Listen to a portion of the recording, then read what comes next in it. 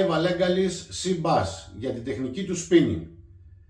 Η σειρά Legalis έφερε την επανάσταση όταν εμφανίστηκε στη χώρα μας πριν από μερικά χρόνια.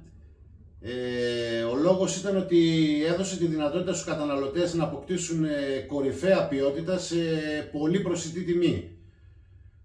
Η Legalis είναι μια σειρά της Daiwa που αφορά πολλές τεχνικές ψαρέματος, το LRF, το spinning, το short jigging, έχει καλά μια boat fishing.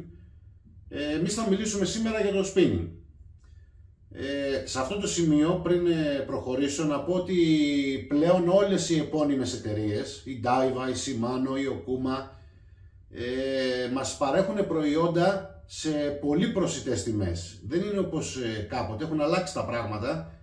Πλέον με τα λεφτά που θα δώσετε για να πάρετε ένα κινέζικο no-name, θα πάρετε ένα προϊόν κορυφαίας ποιότητας, επώνυμο, σε πολύ καλή τιμή. Κάποιοι θα πούνε ότι και αυτά τα μοντέλα τα οικονομικά από αυτές τις εταιρείες γίνονται στην Κίνα. Φυσικά, Κίνα, Μαλαισία, ναι, αλλά δεν είναι το ίδιο να είναι πίσω από τη γραμμή παραγωγή ένας κολοσσός. Οι διαδικασίες ελέγχου είναι τελείως διαφορετικές από ότι το να πάει μια εταιρεία no-name και να κάνει μια γραμμή παραγωγής με προϊόντα ειδών αλιείας. Εν πάση περιπτώσει, αυτό ήταν μια παρένθεση. Carbon φυσικά. Fuji οδηγούς, σε αυτή τη τιμή η οδηγή είναι Fuji. Βάση μηχανισμού από Carbon της Daiwa που χρησιμοποιεί στα καλάμια της. Αντιολισθητικό EVA, σίγουρο πιάσιμο. Η δράση είναι καθαρά ψαρευτική, προοδευτική, irregular που λέμε. Και φυσικά, όπως βλέπετε, είναι ένα καλάμι το οποίο είναι πολύ όμορφο και έχει πολύ προσεγμένο φινίρισμα.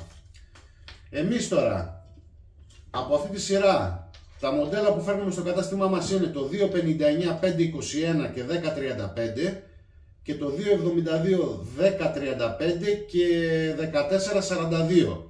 Καλύπτουν υπεραρκετά την γκάμα στο light και στο medium spinning.